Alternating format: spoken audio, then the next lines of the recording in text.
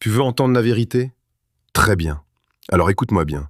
Si ta vie ne ressemble pas à ce que tu veux, si tu te sens frustré, bloqué, perdu, ce n'est pas parce que tu n'as pas de talent, ce n'est pas parce que tu n'as pas d'opportunité, ce n'est même pas parce que la vie est injuste, c'est parce que tu refuses d'appliquer une chose, une seule, une chose qui changerait absolument tout, la discipline. Et je vais te dire pourquoi tu l'as fuyée, et pourquoi, si tu continues comme ça, tu vas regarder ta vie passer sans jamais vraiment la vivre. De grands mensonges, du succès facile. On vit dans un monde qui glorifie la facilité.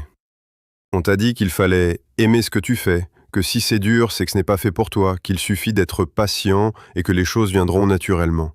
C'est faux, c'est dangereux, c'est destructeur. Le monde réel ne récompense pas les intentions. Il récompense les actions. Et surtout, la répétition disciplinée de ces actions. Tu crois que les gens qui réussissent ont eu plus de chance que toi, plus de talent, plus de soutien? Non. Ils ont juste fait ce que la majorité refuse de faire. Ils ont été disciplinés, chaque jour, même quand ils n'en avaient pas envie, surtout quand ils n'en avaient pas envie. Et c'est ça la vérité que personne ne veut entendre. Le mythe de la motivation. Combien de fois tu t'es dit « je vais attendre d'être motivé » ? Combien de fois tu t'es dit « demain je m'y mets » ? Combien de fois tu t'es trahi en écoutant tes émotions au lieu de tes décisions ? La motivation est une émotion. Elle vient, elle repart, c'est comme une vague. Si tu attends qu'elle revienne, tu vas rester sur la plage toute ta vie. La discipline, elle, ne bouge pas. Elle ne demande pas la permission. Elle n'attend pas que tu sois prêt. Elle fait. Point. La discipline, c'est l'amour de soi dans sa forme la plus pure. Écoute bien ça. La vraie discipline, ce n'est pas de la torture, ce n'est pas du sacrifice aveugle, c'est de l'amour. De l'amour profond pour la personne que tu veux devenir. Parce que chaque fois que tu choisis d'être discipliné, tu dis à ton futur « je crois en toi ». Je t'aime assez pour souffrir aujourd'hui, pour que tu sois libre demain. Et ça, c'est la plus belle preuve d'amour que tu puisses te donner. Personne ne viendra te sauver. Ce monde ne te doit rien. Personne ne va venir te sortir du lit. Personne ne va faire des pompes à ta place. Personne ne va t'éloigner de Netflix, des réseaux, des distractions. Personne ne va écrire ton livre. Personne ne va construire ton business. Personne ne va créer ta légende. C'est toi. Toi seul. Et la seule arme que tu as, c'est la discipline. La discipline te donne la liberté. Les gens pensent que la discipline les enferme, qu'elle les prive. Mais c'est le contraire. La discipline est ce qui te libère. Elle te libère de ta paresse. Elle te libère de tes excuses. Elle te libère de ta version médiocre. La liberté n'est pas l'absence de règles. C'est la capacité de choisir ta vie, et ça, tu ne peux l'avoir qu'en étant discipliné. La douleur du regret est pire que celle de la discipline. Tu crois que c'est dur de crever à 5 heures du matin? C'est vrai. Tu crois que c'est dur de dire non à tes envies faciles? Oui. Tu crois que c'est dur de t'entraîner, de lire, de travailler dans l'ombre? Bien sûr. Mais il y a une douleur bien plus grande. Celle d'arriver à 40, 50, 60 ans et de te rendre compte que tu as gaspillé ta vie. Que tu avais tout pour réussir. Mais que tu as choisi le confort, la facilité, l'instantané. Et là, il sera trop tard. La discipline construit ton identité. Chaque action disciplinée que tu poses, chaque fois que tu fais ce que tu dois faire, même si tu n'en as pas envie, tu écris une ligne dans ton identité. Tu changes ton cerveau. Tu renforces ton esprit. Tu n'es pas quelqu'un de paresseux. Tu n'es pas quelqu'un d'instable. Tu es simplement ce que tu répètes. Et ça, tu peux le changer aujourd'hui. Un jour, une décision, une habitude, une transformation. Pose-toi cette question simple. Qu'est-ce que tu évites de faire depuis des mois, voire des années, qui te rapprocherait de ta réussite?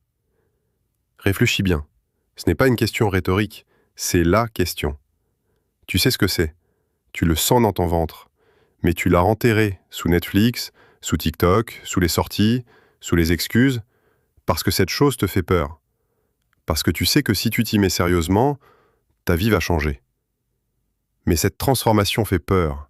Elle demande que tu t'abandonnes toi-même pour renaître. Et tu n'es pas encore prêt à mourir à l'ancienne version de toi. Mais écoute-moi bien. Tu ne peux pas devenir quelqu'un de nouveau en restant qui tu es. Alors il faut choisir. Le confort ou la puissance? La sécurité ou la grandeur? La survie ou la vie. Ce que personne ne t'a dit. Tu es une bombe désamorcée. Tu n'es pas paresseux. Tu n'es pas nul. Tu n'es pas inintéressant. T'es une putain de bombe désamorcée. T'as du feu à l'intérieur. Mais t'as appris à le cacher. Tu l'as recouvert d'habitudes toxiques, de doutes, de flemme, de comparaisons absurdes. T'as oublié que t'étais censé exploser, pas imploser. Tu n'as pas besoin de devenir une autre personne. Tu dois juste retirer les couches qui t'éloignent de qui tu es vraiment. Parce que tout est déjà là. Ce qui t'a saboté jusqu'ici. On t'a conditionné. À croire qu'il faut suivre le modèle. École, diplôme, job stable, crédit, sécurité, retraite. Mais on ne t'a jamais appris à rêver grand. On ne t'a jamais appris à te battre pour une vision. On t'a dressé à être utile, pas libre. On t'a dit « sois raisonnable, prends pas trop de risques, sois comme les autres ». Et petit à petit, tu t'es éteint. Mais devine quoi, tu peux rallumer la flamme. Et la seule chose qu'il te faut, c'est une décision. Le point de bascule, la décision qui change tout. Il y a deux types de personnes. Ceux qui continuent de vivre la même journée pendant 80 ans et qui appellent ça une vie. Et ceux qui prennent une décision brutale, radicale, qui change tout. Aujourd'hui, tu as une opportunité. Pas une garantie, une opportunité. Celle de dire stop. Stop à l'ancienne version de toi. Stop aux excuses, stop aux regrets. Et de dire, à partir de maintenant, je me transforme. C'est pas magique, c'est pas facile, mais c'est possible, et c'est en toi. Arrête de négocier avec ton esprit. Le matin, quand ton réveil sonne, tu n'as pas à réfléchir, tu n'as pas à négocier. Tu te lèves. Quand il faut travailler, tu ne te demandes pas si tu es motivé, tu travailles. Chaque fois que tu entres en négociation avec ton esprit, tu perds. Parce qu'il va toujours choisir ce qui est confortable, et le confort détruit les rêves. Yes, habitude numéro 4. Ils soignent leur énergie physique et mentale. Tu ne peux pas construire un empire avec un corps épuisé et un esprit saturé. Les gens qui réussissent savent que leur énergie est leur ressource la plus précieuse. Ils dorment, ils bougent, ils mangent pour nourrir leur cerveau et leur puissance, pas juste leur estomac. Ils savent dire non, ils savent se recentrer, ils protègent leur focus comme un diamant. Chaque notification, chaque distraction, chaque relation toxique, c'est un vol d'énergie. Tu n'es pas une machine, tu es une source. Et si tu veux rayonner, tu dois recharger. Donc aujourd'hui, pose-toi cette question. Qu'est-ce qui vide mon énergie? Et qu'est-ce que je fais pour la renouveler? Ton énergie, c'est ton moteur. Sans elle, même les plus grands rêves restent à quai. Habitude numéro 6. Ils agissent avec vision, pas par hasard. La réussite ne vient pas d'une série de coups de chance. Elle vient d'une direction claire, d'un cap, d'un but.